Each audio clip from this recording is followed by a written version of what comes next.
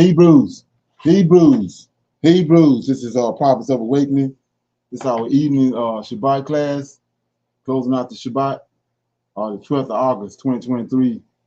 We'll be in the book of Leviticus dealing with the different type of offerings and how to make an offering unto the Lord of hosts. Kind of jumping off of what we're dealing with this morning. Okay, you can go to our YouTube channel, Prophets of Awakening.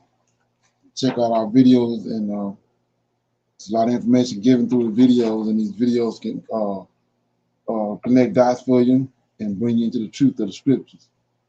If you like what you're hearing and receiving, I'm asking you to like, share, and subscribe to the channel. And if you feel the need to support, you can look at the Cash App on the bottom of the screen. Okay. And for those that don't know, this is a non-Messianic line. We deal with the Tanakh and the Torah. Tanakh being the Old Testament, and the Torah is the first 5 books of the Old Testament, books of the law that was given to Moses by the Lord of hosts. Shalom and welcome to Prophets of Awakening. Welcome to our evening Shabbat class. We're going to do our normal, which is a moment of silence. We're going to read the Psalms, do a prayer, read the Psalms, do some current events, some need to know information. Then we'll do the Q&A, and then we'll go into the topic for discussion, which is making offerings unto the Lord of hosts in the book of Leviticus. Then we'll close out. Okay? This moment of silence is for the Lord of hosts and all that he's doing in these last days to orchestrate our deliverance from our oppressors, our enemies. Oh Lord, we come before thee at the end of your Shabbat, bow down with great respect for our Redeemer. Oh Lord, you confess through your prophets, Isaiah, that you would return unto us, and that you would pour out your spirit upon us. And this you have done in great fashion. O Lord, behold, thou hast made the heavens and the earth by thy great power, and thy stretched out arm, and there is nothing too hard for thee. Knowing all these things, O Lord, we eagerly await thy coming, the day in which thou wilt break the yoke of our oppressors. Peace be unto you. Okay. With that being said, read a psalm. Okay.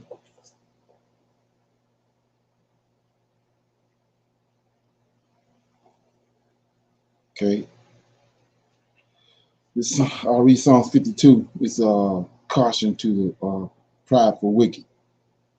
It's Psalm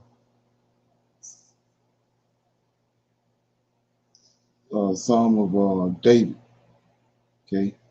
Why boastest thou thyself in mischief, O mighty man? The goodness of God endureth continuously. The tongue divides mischief like a sharp razor, working deceitfully. Thou lovest evil more than good, and lying rather than to speak righteousness. Selah. Thou lovest all devouring words, O thou deceitful tongue. God shall likewise destroy thee forever. He shall take thee away, and pluck thee out of thy dwelling place, and root thee out of the land of the living. Selah. The righteous also shall see and fear, and shall laugh at him. Lo, this man that made not God his strength, but trusted in his abundance of his riches, and strengthened himself in his wickedness. But I am like a green olive tree in the house of God. I trust in the mercy of God forever and ever. I will praise thee forever, because thou hast done it, and I will wait on the name of the Lord, for it is good before thy saints. Okay. Anybody got any comments on that? So yeah, I'll read verses 7 again. It says, lo, this is the man that made not God his strength, but trusted in the abundance of his riches, and strengthened himself in his wickedness. But I am like a green olive tree in the house of God. I trust in the mercy of God forever and more. So the righteous man trusts in God's mercy to sustain him, whereas the wicked man trusts in his wicked, not only his wicked devices and schemes. Okay. Any comments? That sounds like shalom. Okay. That verse reminds me of today in the wicked schemes that they say Russia forgave Africa of so many millions of $billion debt. That's only to get over there to do what they're doing now. Okay. Yeah, I can go along with that. When I see that, I saw that, first thing I seen was Cyrus when he came out and gave the Israelites all that gold and silver, according to Most High, because to bring about his prophecy. Okay, so we go. It's the first one. Current events.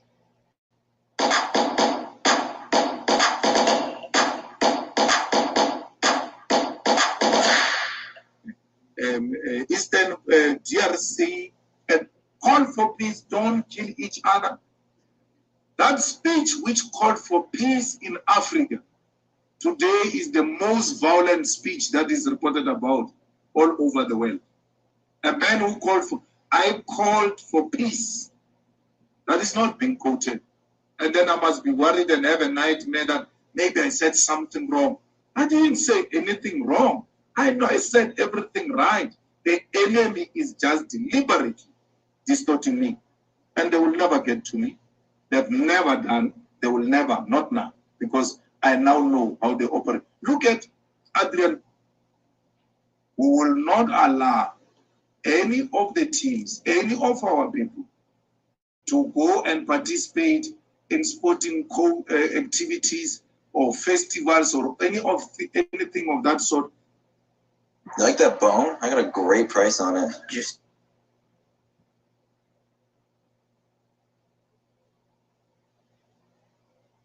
That is stolen and continues to kill and oppress the people of Palestine. So we're not downsizing. We're going to withdraw our embassy from Israel and we're going to chase away the Israeli embassy in South Africa.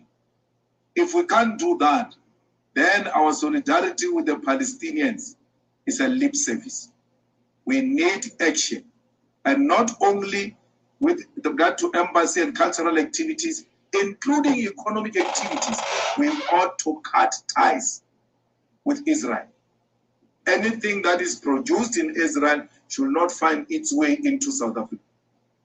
For how long are we going to fold our arms and allow Israel to kill those people in Palestine? And when we say Israel, we're referring to the state of Israel. We don't mean the Jews. There are a lot of progressive Jewish people. So we must never use the EFF stand on Israel to perpetuate hatred on the Jewish community. We have no problem with the Jewish people at all. We have a problem with the state of Israel and separate the two. Thank you. Thank you. And again. And I won in court. The court said there's nothing wrong singing "Kill the Boer, Kill the Farmer."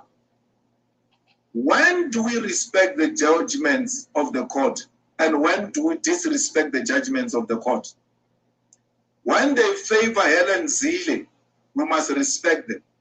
When they don't favor Helen Zille, we must not respect them. There is a court decision that must be respected. Those who have appealed it, they must go and fight it in court. We won, and we shall sing this song in line with the court decision. The court of South Africa, an independent court, has made a declaration on this matter and is closed. This is sponsored outrage by Helen Zille. You know, black people, there are some clever blacks who are told by Helen Zille to get angry. Yo, Helen is angry, now we must be angry also. Eh? They wait for a Magogo with a wrinkled buttocks face. How do buttocks and wrinkles go into? That's a face of a devil. A devil. Buttocks with a wrinkled face. Pretending that she's angry. If Helen Zille was genuinely opposed to this, I don't even want to talk about that illiterate John Stevenson. If Helen was opposed to this for real, why didn't Helen join the case? Why didn't the DA join the case when I was taken to Equality Court? Why didn't the Freedom Front join the case if they're genuine? So I'm not going to over-explain myself, and no wrinkled buttocks fake face shall make me over-explain myself. I will sing this song as and when I feel like. It's not my song, it's a struggle song. Yeah, that's the song I was playing the other night about kill the bull and kill the farmer. They went to court about it and they won it, and they started to make them stop saying it, saying it's a violent song. But it goes back to their history, the struggle of their history, the struggle there in South Africa with apartheid. Okay.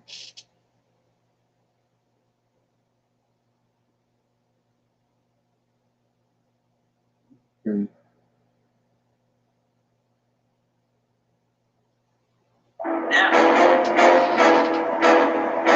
What's up, family? After the massive Alabama riverfront brawl, 3 uncivilized mutts have been captured. The FBI is involved.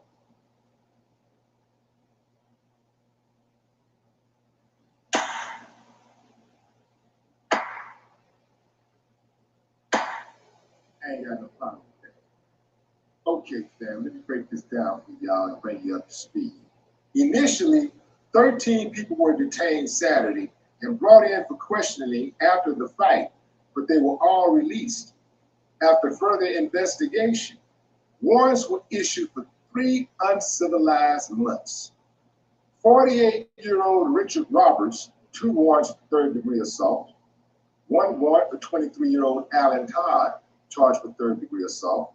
And 1 warrant for 25-year-old Zachary Shipman, charged with third-degree assault. Now, as far as the black man, Reggie Gray, a.k.a. chairman of the board, bang!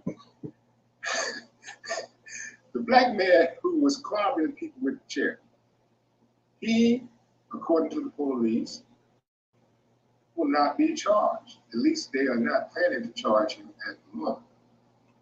It looks like he might walk. Family, I see this as a clear case of self-defense. So what, he used the chair? Would it have been better if he had used the gun? All self-defense. Anything that happened to those folks that initiated that fight, it's all on them. They started it. I don't think you get to start a fight and pick the weapon that your opponent is going to use against you. They got exactly what they deserve. Actually, they deserve more. This is a hate crime because witnesses say that the white men, to no surprise, were hurling the word, well, the N-word, just all going around just very loosely, and also threatened to go get a gun. Yeah. So, yeah, this is absolutely hate crime. Now, here's a big problem that I have. Initially, they had them detained, and we thought that they were arrested, but they didn't arrest anybody. They let them all go. The fact that they were able to jump a security guard at the place that he was supposed to be working security, where he was working security, lets you know how problematic race relations are in the United States of America, and how these white men were able to use their white privilege to act unlawful, to behave like uncivilized mutts, moving around with a sense of entitlement. I'm white, you're black, you're nothing. I can do whatever I want. I can even park this ragged ass boat right here at the dock where this riverboat is supposed to park at. I can park my boat right here. And even if the security tells me to move, I ain't got to move because I'm white. That's what that was about, fam. We already knew what it was about before they even started the investigation. Only an uncivilized, entitled mutt would do something like that. So, what's going to go down? It's Alabama, family. Make no mistake. It's Alabama. You got to keep foot on the gas in Alabama. And when you start talking about the FBI, I need to know which branch of the FBI is coming in to investigate. Because if they're talking about the FBI in Alabama investigate, I mean, I don't know what the others, you know what I'm talking about, but Alabama, it might as well be Mississippi. Yeah, because they really are a bunch of lawless individuals themselves. So, Okay. Any comments on that? Shalom, everyone. They keep saying that he was a security guard, right? He wasn't a security guard. He was the co-captain of that boat, right? And they're trying to say, I was watching a video today on that it was not a hate crime, right? They really trying to keep from saying that, which we know that it was, because the people were saying that they were saying the N-word, to the co-captain, right? And then we also know when they went to the hospital to receive treatment, they felt a certain type of way because the emergency room area was full of mostly Black doctors and Black nurses. And so they called 911 like that was going to change something. Again, these people feel as though they really are entitled to, for things to go their way, and they are the ones that have the say so in this. So we can clearly see that it is about racism. I mean, even if you just look at the hospital situation, you know what I'm saying? So yeah, but they're trying to say that it was not. I watched the video today, and the gentleman, Shipman or whatever his last name was, the young gentleman, 25, that they mentioned earlier, he is the one that owns the Vassar Mini Mart.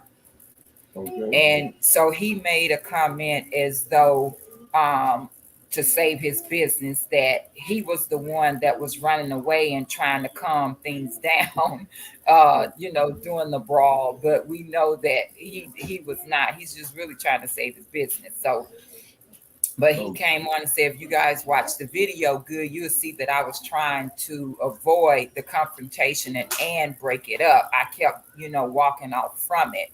But I think that's a little bit too late. And now they got 24-hour police surveillance that is covering that mini mart, which is in Selma. It's not in Montgomery. Okay. We got another one right here. Hello and welcome back to the channel. So I have another very, very disturbing story that I'm going to be sharing with you all. There seems to be no end to all of this bad news. There's something always happening. Now, I know it's easy to just shut it off and not think about it, but I like to keep our people in remembrance that we are definitely in the land of our captivity. You can't get around that if you tried. It's always in our faces with the things that we see happening. Looking at this couple on the screen here, they lost their newborn baby. The baby was decapitated during birth at a Georgia hospital. And the shocking details of this are going to just really get under your skin. So I'm going to say spoiler alert for those of you who can't take this kind of thing, but I'm going to share the story with those of you who can. First of all, I'd like to thank the viewer who shared this with me. Thank you. Let me just get that real quick here. Thank you to Carolyn for sharing this story with me. So I'm going to be sharing it with you all as well because, again, this one is very disturbing. And I really feel for this young couple. This is terrible. But anyway, this is how the story goes. And again, the details of this, I'm not surprised at all by the details, but I'm still, it still shocks you because you say to yourself, how can people live with themselves? So this is what happened. It says a lawsuit filed Wednesday in Atlanta claims that health professionals incorrectly delivered a baby, resulting in a decapitation. Then they tried to cover it up. The negligence and fraud suit filed in Clayton County, Georgia, names several defendants, including Southern Regional Medical Center, a doctor, several nurses, and the medical group at large, according to a statement from the law firm Edmond and Lindsay LLP. According to the complaint, 20-year-old Jessica Ross was giving birth July 9th when the baby's shoulders got stuck in the vaginal canal. The doctor allegedly performed a cesarean section too late and applied excessive tension on the baby's head, causing it to detach from the body. The lawsuit alleges. The law firm also said the doctor did not immediately tell the mother and father, Travion Isaiah Taylor, what happened. They didn't immediately tell them. Instead, the hospital staff allegedly refused to let the couple hold the baby after that. They showed the parents the baby wrapped tightly in a blanket with the head propped on top, the statement said.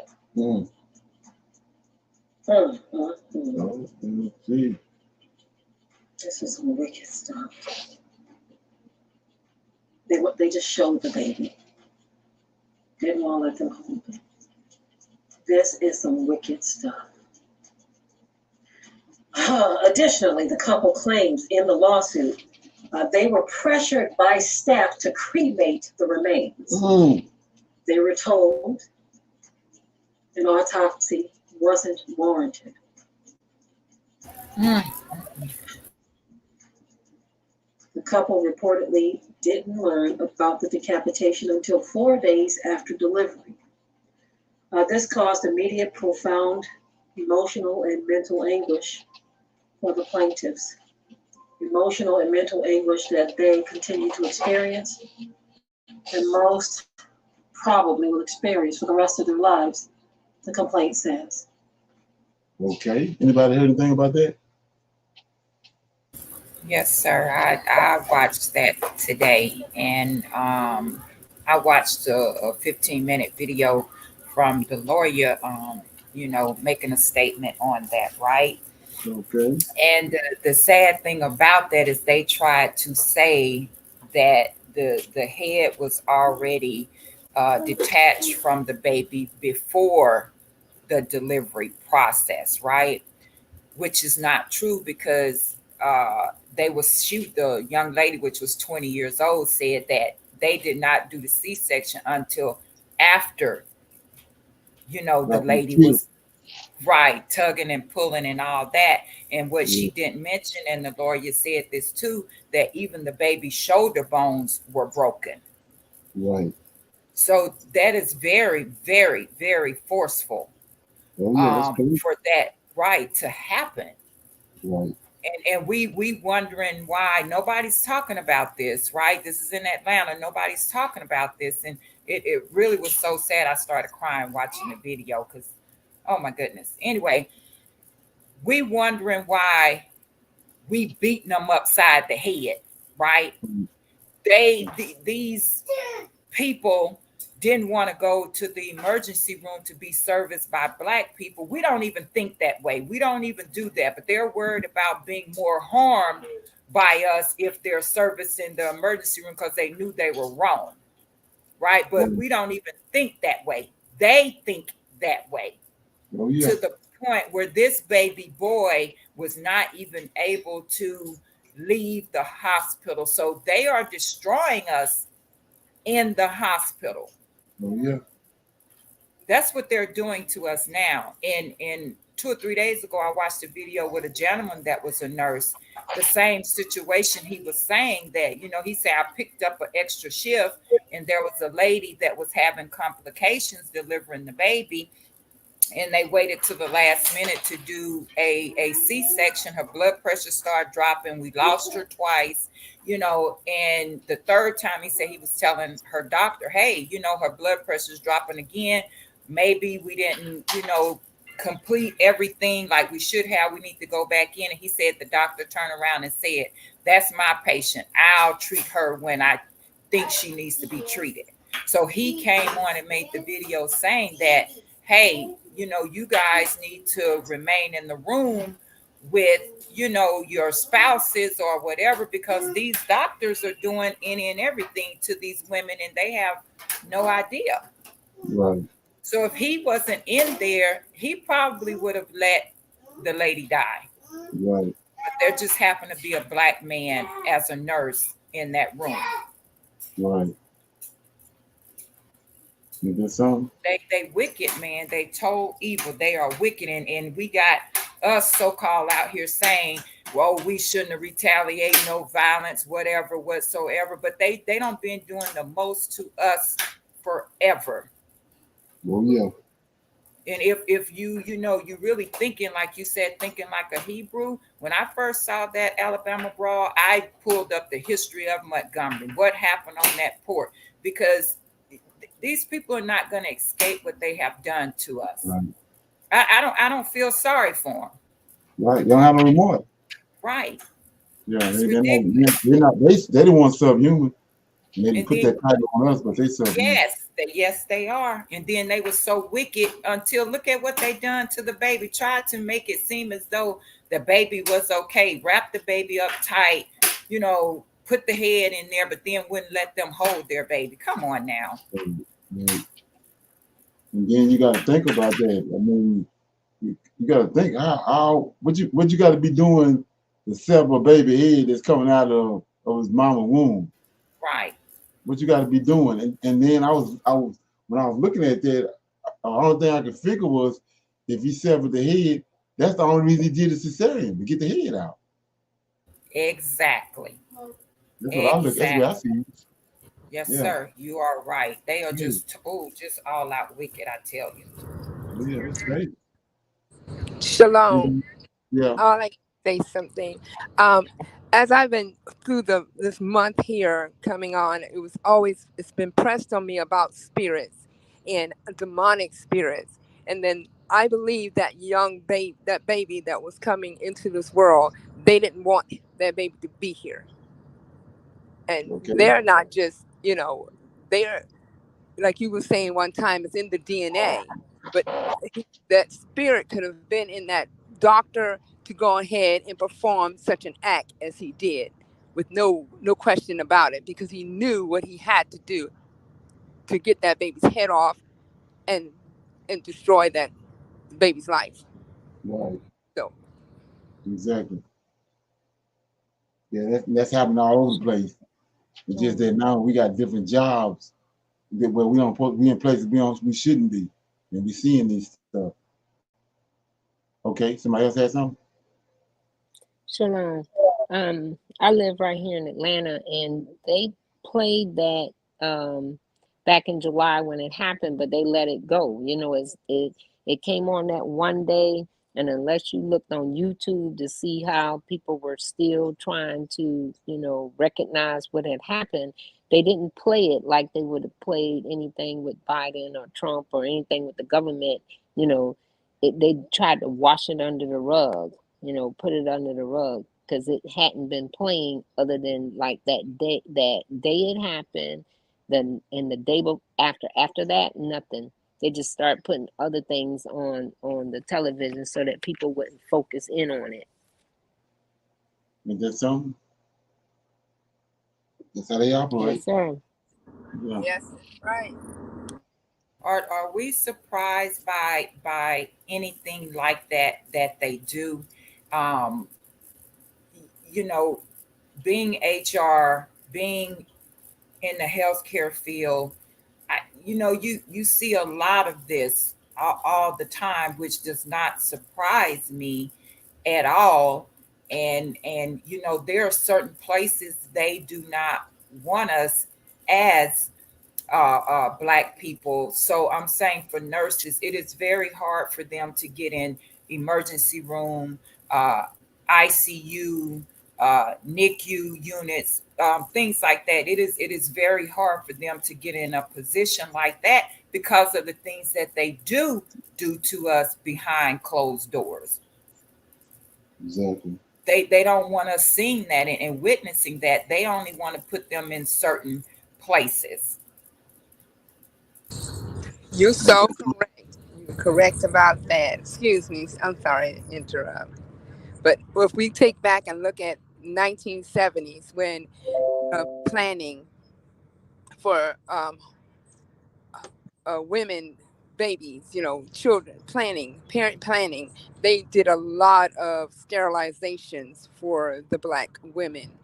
They sterilized them so much that there were very few women having kids that went to, if they went to the parent clinic, Planned Parenthood, they were sterilizing them. So now they can't really do too much now because they're knowing that so many people are not going there anymore.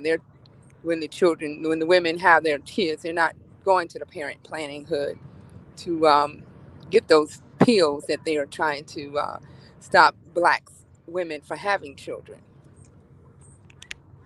Okay. Brother Leonard, I would Anybody? like to say one more thing on that. And, I don't think we really pay attention to this. So I just sort of wanted to mention this. When you go to the hospital with someone, right, they take them back to the back. And Right. you sit out in the lobby to a certain point where they say it's okay for you to come back, right? Right. So that person that is being taken back has to say, I am not fully aware of what is happening to me right now. I would like for my sister Cheryl to come back with me. They cannot deny that. Okay. And that's a lot of things that we don't know that, we can do. Patient So rights. right, that's right. They take the patient back there. They, get all this information from the patient. They start giving the patient medication or whatever. And once they get that patient stable, is what they call it, then they allow you to come back. Okay. So, we have to be ahead of the game when it comes to these type of, these type of things. Shalom. You're right, Sister Michelle, because I work in the hospital and I see it all the time. If a veteran comes in without a family member, then it's up for grabs. They they have a lot of training residents in there, and say for instance one of the checkoffs is for an amputation or something, and then there's nobody with that person to say, look, I want to get a second opinion here. Then they go ahead and say, XYZ, it has come to our attention that you need to have your leg removed or else. So being there's nobody with that person, they'll say, okay, when really they don't need it off, but the resident needs to do a check mark, needs to get, that part of his residency checked off. So there's been a lot of lawsuits when the family have come back after the fact. But you are right. You have that patient right to be able to go back there, be able to see what is going on with your loved one when you bring them in, regardless if they are not able to, be coherent or not, because you can say that you don't trust different procedures that go on. You've Right. had such a bad experience in the past or whatever, and then if they're not going in OR, then yeah, you can go back because they're only going in a back room that it has a curtain, and they're taking care of you that way. It's not that they're doing something in a sterilized area where you can't go at the time. Right. Hmm. Exactly. And I already know this, but when my dad had his stroke, they tried that and he could not speak, but he could still walk fine and do everything, but he could not speak. So therefore, I had given them all the information, but they were still calling him, even though he could not speak. So I had to personally go up there to say, this will not happen, that will not happen. He does not understand what you're saying. He cannot reply to you. And they do these things to us because they think we don't know any better. But when you show them that you are knowledgeable, you have some type of knowledge on what goes on in the healthcare system, you will be treated better. That's just like going to a dealership, a car dealership. When you know a little something about cars or whatever, they can't just sell any old thing. So we have to share information with each other, become more knowledgeable in a little bit of every area so that we are able to take care of ourselves better. We cannot trust them and depend on them. I agree. Shalom. Okay. Okay. So we at the Q&A section now. Anybody have any questions about this morning or last night or last week or some kind of research they done? They want to bring it up and talk about it? Shalom, everyone. I'm so sorry I am talking so much today. I'm sorry. I apologize. But Brother Leonard, you were reading this morning, about Abraham, right? And his Okay. story when he was thrown in the furnace, right? And when you went back and you were reading in Genesis, we found out that Abraham, I don't know if anybody else caught on to this, was not circumcised until he was 90. Right. Right. Exactly. Yes. That It was really introduced. caught my attention. Yes, sir. It was introduced by Abraham. Yes. Circumcision was introduced to Adam's descendants by Abraham. Yes. Right. Yes, sir. So from that point on, like I was saying, a lot of people don't understand when it says Hebrew Israelite. So it's those are titles. Like Hebrew, Abraham was a Hebrew, and Noah and Shem, and that word Hebrew means those are he who crossed over, so crossed over the flood. So it was Noah and people with him. That's where Hebrew started at. Those that crossed over from the old world to the new world.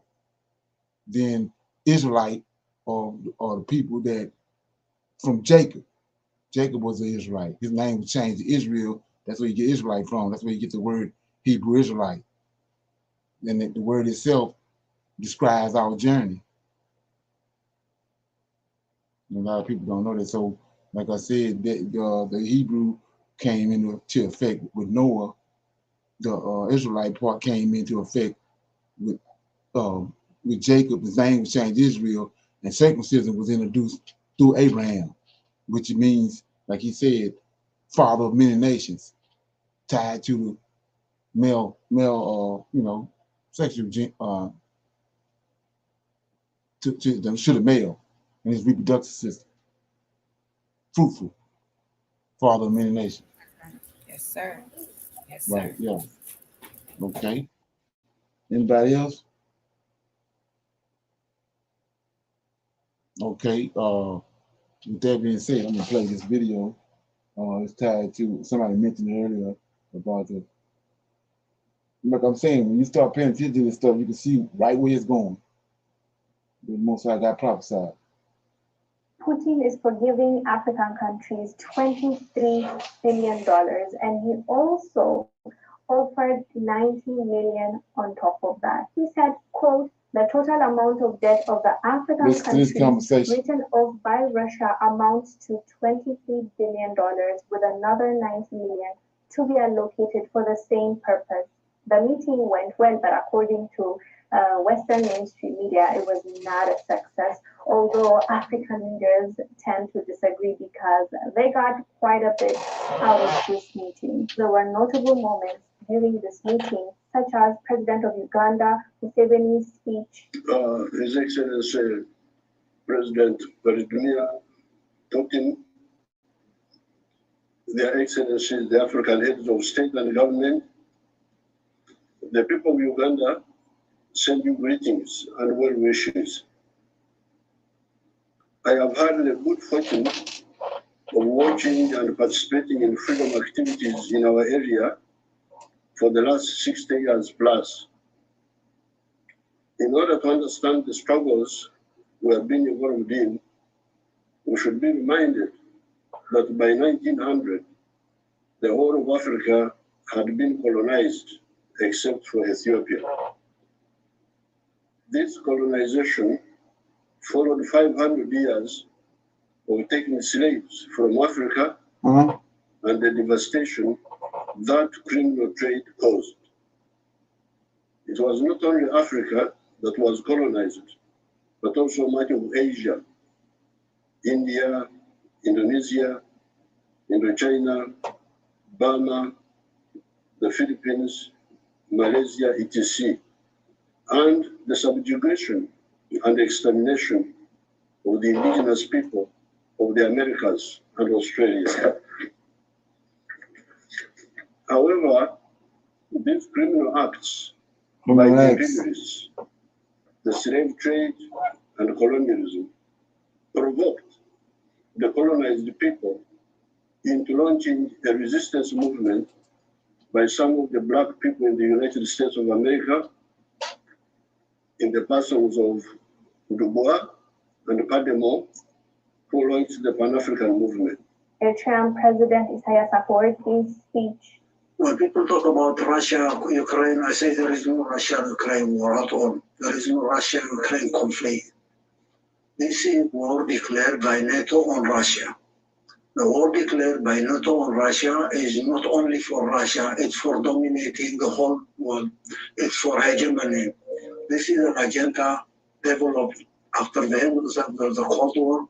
They came up with this fantasy about containing Russia, containing any power, small, big, that challenge them technologically, economically, socially, culturally. They have to contain everybody. This defunct ideology is a defunct ideology. I say Russia did not do its preparation to face this declared war. Even though Russia was aware about the dynamics of what was going on. NATO is defunct. NATO does not exist. NATO is under intensive care. EU does not exist. EU is under intensive care. Now, 30 years ago, when they decided to contain Russia, they felt that was the major threat for them. China was not considered a threat at that time. Now they know. They missed the point. They couldn't contain Russia. They will never contain Russia. Okay, so like I was saying before, when you watching these videos, you gotta pay attention to these people's faces, man. They're devastated. Man, all of a sudden, all these black men having a voice at the table, and they just got their heads down. They looking crazy. It's over, man. It's all been prophesied. And so, and you also can see that Secret 38, they ain't through. They're gonna come together and try to. They just can't stand to see that we free, or we not under their bounds no more. And they're gonna get together and they're gonna come again. And like I said, it's no different than Pharaoh. And they're gonna get that final beat down, just like the Egyptians did. So yeah, it's nothing new under the sun. Okay. So that video right there was Russia forgives $23 billion debt owed by Africa. And notice the girl said not only did they erase $23 billion debt, they also gave them an extra 90 billion. So you think that's on that side of the pond. You think it ain't coming over here? Oh yeah. That's all everybody talking about. The atrocities that they done. They can't get out of it. So they're gonna have to reparations coming. Okay? Yeah. So with that being said, nobody have no comments. When I was reading this morning about Abraham and different areas we got in, how they respond to the Lord of hosts with uh, Thanksgiving, which is sacrifices, and the goddess over Israel required animal sacrifices, and the reason being is he prepared them for that when he did the creation.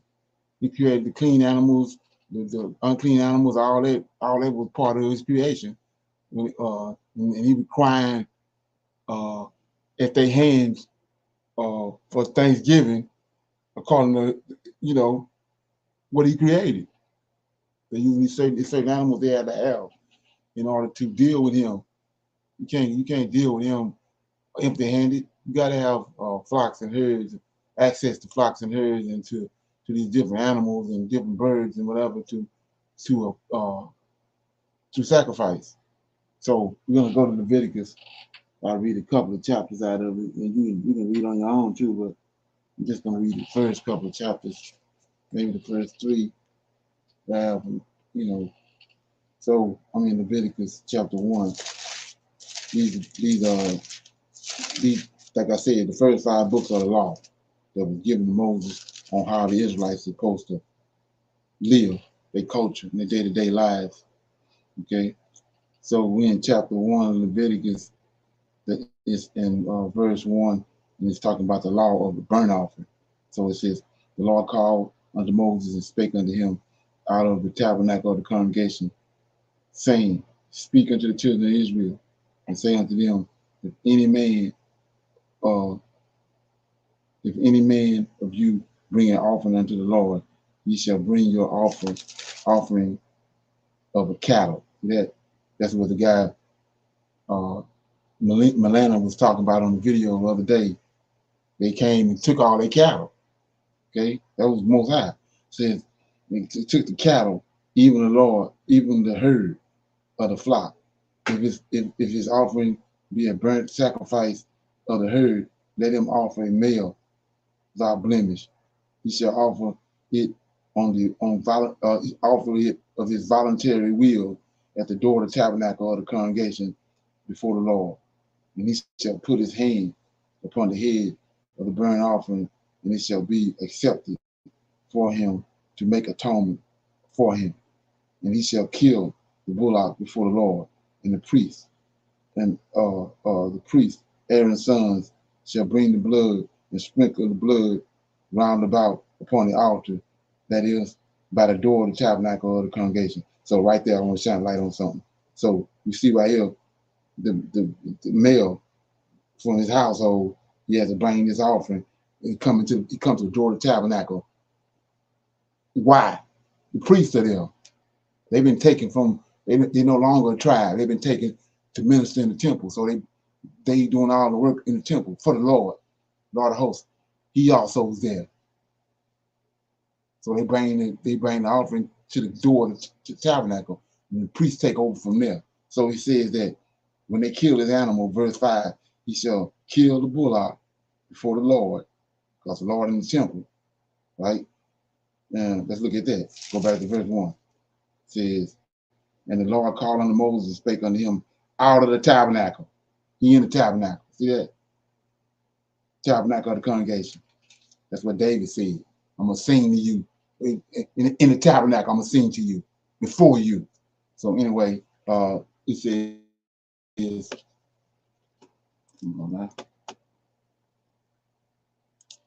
Okay, so it says, verse 5, and ye shall kill the bullock before the Lord, and the priest, Aaron's sons, shall bring the blood and sprinkle the blood around about upon the altar, right? So go to Isaiah. They're looking for the suffering servant, all right? Isaiah 52, right? I go here all the time. We're just trying to make it more and more plain. That's all I'm trying to do. So he says, Isaiah 52, right? 52 verses 13 through 15. Behold, my servant. So you're looking for the servant. Shall deal prudently. He shall be exalted. Why? Why are you gonna be exalted? Because they say we're 2/3 animals. We've been brought low and degraded. So he said, behold, my servant shall deal prudently. He shall be exalted and extolled and be very high. As many were astonished at thee, his vestige was so more than any man, and his form more than the sons of men. So shall he sprinkle. See that? So you can't get out of that. Ain't but one man on the whole planet that sprinkle blood when it comes to the Lord of hosts and the Most High, the creator of heaven and earth. It's the Israelite, the Levite, and the priest. So we see it right here. So it says, let me get back to Leviticus 5 says, he shall kill the bullock before the Lord, and the priest, Aaron's sons, shall bring the blood and sprinkle the blood round about upon the altar, that is by the door of the tabernacle of the congregation. And he shall flay the burnt offering and cut it into its pieces. And the sons of Aaron, the priest, shall put the fire upon the altar and lay the wood in order upon the fire. And the priest, Aaron's sons, shall lay the parts, the head and the fat in order upon the wood that is on the fire, which is upon the altar. But his inward and his legs he shall wash in water, and the priest shall burn all on the altar to be a burnt sacrifice, an offering made by fire of the sweet savor unto the Lord. So like I said, when he burning this, when they cut his animal up and certain, because parts of it go to for the priest to eat. They gotta eat, and then parts of it is for the burn to the Most High. But like I said before, when they burn, it's a way to burn it. They burn it with different types of fragrances and different types of wood that have a certain flavor to it, a certain fragrance. So like I said before, he got his nose so damn big he can smell it all the way from heaven. No, he's right there. He's right there around the altar where they at. When they burning it, he can smell it. As a matter of fact, he even instructing them on what to do. So anyway, it says, and if he's offering be of the flock, namely of the sheep or of the goats, for a burnt offering, he shall bring a male without blemish, and he shall kill it on the side of the altar northward before the Lord. See that? Before the Lord. And the priest, Aaron's sons, shall sprinkle his blood. They're going to sprinkle it again, his blood round about upon the altar. And he shall cut it into his pieces, which is head and his fat, and the priest shall lay them in order on the wood that is on the fire, which is upon the altar. But he shall wash the inwards and the legs with water, and the priest shall bring it all and burn it upon the altar. It is a burnt sacrifice, an offering made by fire of a sweet savor unto the Lord. And if the burnt sacrifice for his offering to the Lord be of fowls, then he shall bring his offering of turtle doves or of young pigeons, and the priest shall bring it upon the altar and wring off his head and turn it on the and burn it on the altar, and the blood thereof shall be wrung out at the side of the altar, and he shall pluck away his crop with his feathers and cast it beside the altar on the east part by the place of the ashes, and he shall cleave it with the wings thereof, but shall not divide it asunder. And the priest shall burn it upon the altar, upon the wood that is upon the fire. It is a burnt sacrifice, an offering made by fire of its sweet savor unto the Lord. So when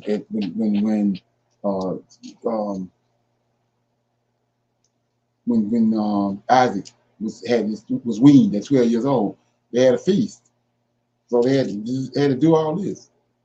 We got 3 festivals a year that they have. They got to do all this. So they got to have herds and sheep and they got to have herds and sheep in unknown number. It's at every house. So we ain't got now sheep. So you imagine that. So chapter 2, it says the law. This is the meat offering, and when any will offer a meat offering unto the Lord, his offering will be of fine flour, and he shall pour oil upon it and put frankincense thereon, and he shall bring it to Aaron's sons, the priests, and he shall take thereof a handful of flour thereof, and of the oil thereof, with all the frankincense thereof, and the priest shall burn the memorial of it upon the altar, to be an offering made of fire of a sweet savor unto the Lord. And the remnant of the meat offering shall be Aaron's and his sons. It is a thing most holy of offering of the Lord made by fire. And if thou bring an oblation of a meat offering baked in the oven, it shall be unleavened cakes of fine flour mingled with oil, or unleavened wafers anointed with oil. So let's look at that. So it says, this verse 4, and if thou bring an oblation of a meat offering baked in the oven, it shall be of unleavened cakes. Look at that, of fine flour mingled with oil, or unleavened wafers anointed with oil. So let's look at that. You know what I'm saying? So we've been following with this. So back to what we read this morning in Genesis. Okay, these 3 angels came to Abraham, right? And go down to verse 5. Said, I will fetch a morsel of bread and comfort ye your heart. This is Abraham talking to these angels. Morsel of bread and comfort ye your hearts. After that, ye shall pass on. For therefore you come to your servant. And they said, so do as thou hast said.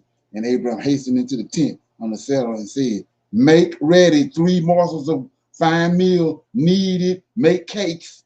Come on, upon the heath. And Abraham ran into the herd, fetched the calf, tender and good, gave it unto the young men, and he hastened to dress it. And then it says, and he took the butter, and the milk, and the calf, which he had dressed, and set it before them, and he stood by them under the tree. They did eat. So what you think he doing over here?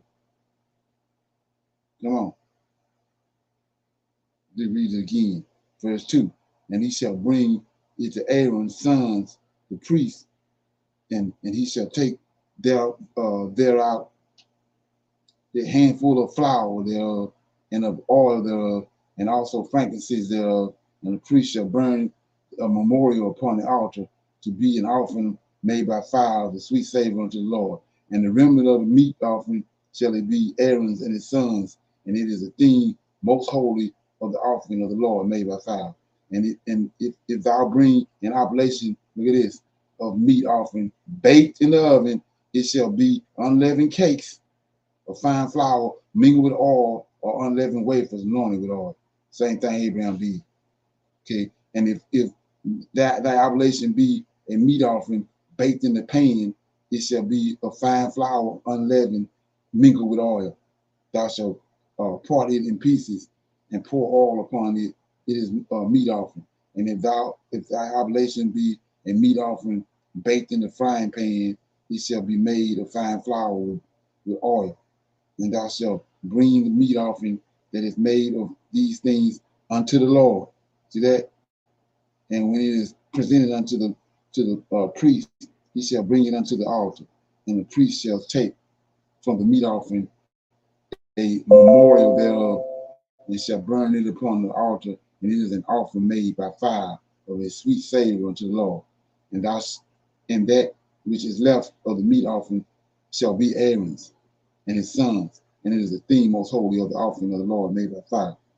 No meat offering which ye shall bring unto the Lord shall be made with leaven, for ye shall burn no leaven, nor any honey in any offering of the Lord made by fire. As for the oblations of the first fruits, ye shall offer them unto the Lord, but they shall not be burnt on the altar for a sweet savor. And every oblation of thy meat offering shall thou season with salt, neither shall thou suffer the salt of the covenant of God to be lacking from thy meat offering. With all thine offerings thou shalt offer salt. And if thou offer a meat offering of thy first fruits unto the Lord, thou shalt offer for a meat offering of the first fruit green ears of corn dried by the fire, even corn beaten out of full ears. And thou shalt put oil upon it and lay frankincense thereon. It is a meat offering. And the priest shall burn, upon it the memorial of the part of the beaten corn thereof, and part of the oil thereof, with all the frankincense thereof. It is an offering made by fire unto the Lord. Okay, so that was chapter 2. Any comments so far? I'm gonna read one more chapter. Anybody got any comments? Shalom. So when you were talking about the you just read about the bullock and the offering. So when they say the grain, is that when those who did not have were wealthy enough or had enough or had any type of sheep to offer, they could do the grain instead? Or they had the sheep and the It's grain? animal. No, it's grain. Grain is one thing, and the animals is another. Just like when he say first fruit of just say a ram. The first fruit is the first born of that ram ever had. They keeping account of all that. Then just like with the plum trees and grapes, it's the first fruit. The first time that vine brought forth fruit. That's what Yes, that sir. means. But I'm saying if they didn't have the sheep, they could use the grain, which would be their first fruit. Their first thing would be the grain if they didn't have the sheep, Right. or not. Yes, sir. How that works is they would go purchase it. If you had a man that's dealt with the sheep and the goats or whatever, he'd have his goats that he needed to sacrifice. He had to go to the man that produced the grain to get his grain to make a sacrifice, and vice versa. The man that had the grain that dealing with grain, he would have to go to the herdsman to get his animals to sacrifice. He just switched it out. They just brought it to the door of the tabernacle for his Yes, sir. household. Right. Okay. Anybody got any else got a question? So I'm in chapter 3. This is the law of peace offering. I'm gonna read this chapter and we can close out. So it says, and if his oblation be a sacrifice of peace offering, if he offer it it of the herd, whether it be a male or a female, he shall offer it without blemish before the Lord, right? And he shall lay his hand upon the head of his offering and kill it at the door of the tabernacle of the congregation, and Aaron's sons and the priest shall sprinkle the blood upon the altar round about, and he shall offer of the sacrifice of the peace offering an offering made by fire upon the Lord, unto the Lord, the fat that covereth the inwards, and all the fat that is upon the inwards, and the 2 kidneys, and the fat that is on them, which is by the flanks, and the caul above the liver with the kidney, it shall be taken away. And Aaron's son shall burn it on the altar upon the burnt sacrifice, which is upon the wood that is on the fire. It is an offering made by fire of a sweet savor unto the Lord. And if his offering or sacrifice or peace offering unto the Lord be of the flock, male or female, he shall offer it without blemish. If he offers a lamb for his offering, then shall he offer it before the Lord. And he shall lay his hand upon the head of his offering and kill it before the tabernacle of the congregation. And Aaron's son shall sprinkle the blood there round about upon the altar. And he shall offer the sacrifice of the peace offering and an offering made by fire unto the Lord, the fat thereof, and the whole rump. It shall he take off hard by the backbone, and the fat that covereth the inwards, and all the fat that is upon the inwards, and the two kidneys, and the fat that is upon them, which is by the flanks, and the caul above the liver with the kidneys, it shall be taken away. And the priest shall burn it upon the altar. It is the food of the offering made by the fire upon the altar unto the Lord. And if his offering be a goat, then he shall offer it before the Lord. And he shall lay his hand upon the head of it, kill it before the tabernacle of the congregation. And the sons of Aaron shall sprinkle the blood thereon upon the altar round about. And he shall offer thereon his offering, even an offering made by fire unto the Lord. The fat that covereth the inwards, and all the fat that is upon the inwards, all the two kidneys, and the fat that is upon them, which is by the flanks, and the caul above the liver with the kidneys, it shall be taken away. And the priest shall burn them upon the altar. It is the food of the offering made by fire for a sweet savor. All the fat, all the fat is the Lord's. It shall be a perpetual statute for your generations throughout all your dwellings, that ye eat neither fat nor blood. Okay. So that was chapter 3. So we see right there, that's this right here. What we read right here is where the blessings came from. And we noticed we had a choice. In Deuteronomy 28, first 15 verses was blessings. You see how you get the blessing right there. And the curses after that, we know they got away from that. That's why we're in the predicament that we in. Is there something? Yes, sir. Okay. Anybody got any comments or anything? Before we go, anything they want to inject or talk about? Shalom, Brother Leonard. You was reading that and it was saying, about the fat, right? So Right. we see that the most valuable part of the animal was the fat. Well, right. When it came to the Lord, Right, exactly. it Yes. belonged to him. It belonged to him. Yes. He was eating the fat. That was the most valuable part that they, Right. sacrificed for the Lord of hosts, right? But Right. today, what is it? They tell us that fat is not good for us. Exactly. It is good enough for And the then you Lord got of to look hosts. at that. You got to look at that. He tells us, like I said, go back to the story of JC about the blood and all that. The blood of these animals is where the blessings coming from. So he says, he told them why they Israelite can't eat the blood, because the spirit, the life, just like in us, the spirit is in the blood. Our spirit Right. dwells in the Yes, blood, sir. and so the life of the blood is the spirit. That's why you can't drink the blood. You can deal with the blood, and I don't let the fat. So you say, what you talking about? Go to the dream the Pharaoh had. He said the blessings was the fat cows came up out of the river. 7 fat cows. 7. Yes, sir.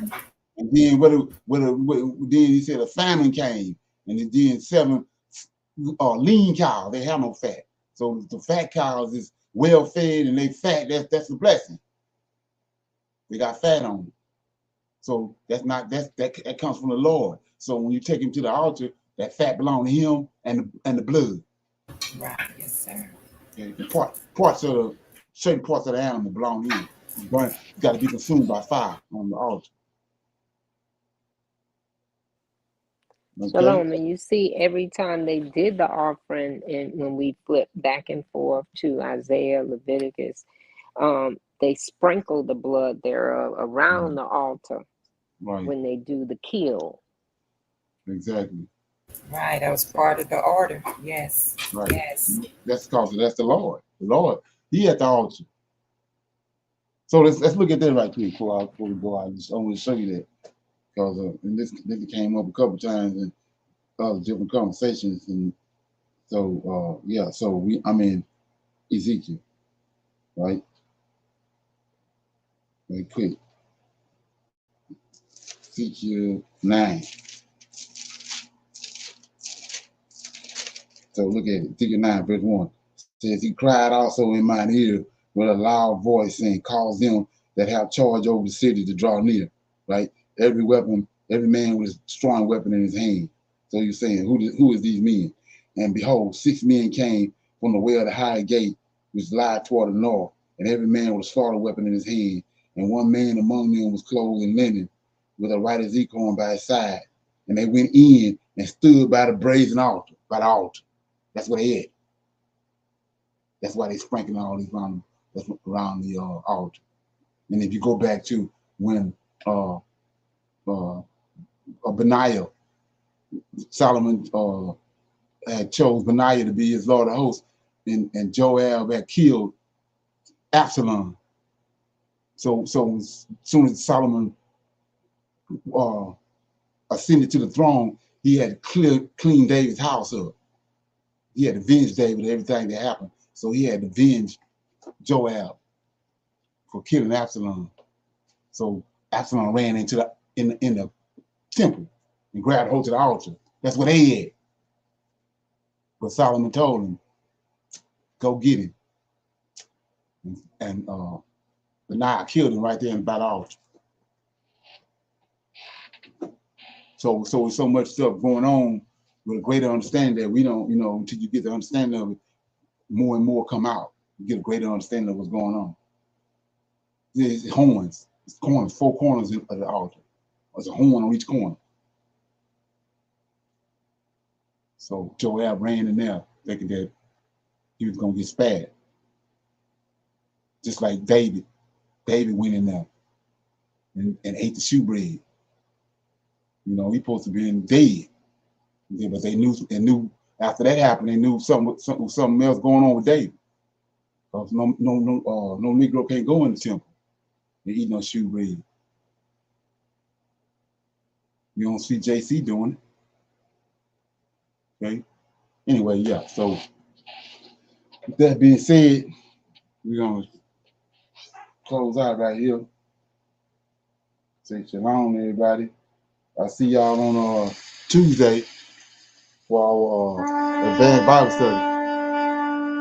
Shalom. Shalom. Shalom, everyone.